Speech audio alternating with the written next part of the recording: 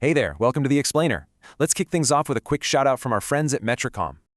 Hello from Metricom. Today we're exposing a totally hidden health crisis lurking right inside your own home.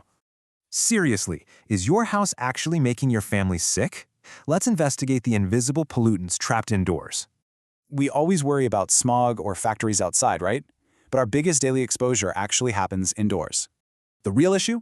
These pollutants build up dangerously fast when they're generated quicker than they can escape. So why are kids and the elderly hit so much harder by this trapped, toxic air?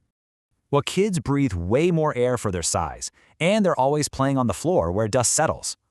For the elderly, the danger multiplies. They're already dealing with reduced lung function and weaker immune systems.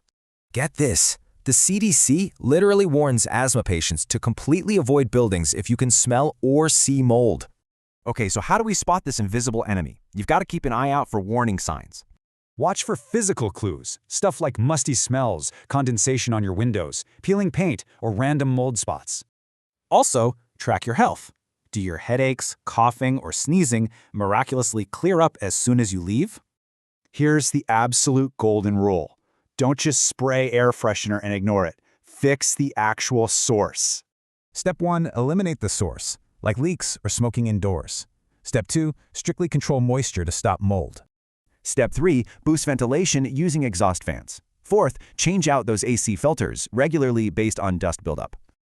Fifth, always wet wipe surfaces instead of dry dusting. And finally, stash those cleaning chemicals far from living areas. If you manage properties, you've got to treat air quality systematically, track maintenance, log complaints, and actively monitor CO2.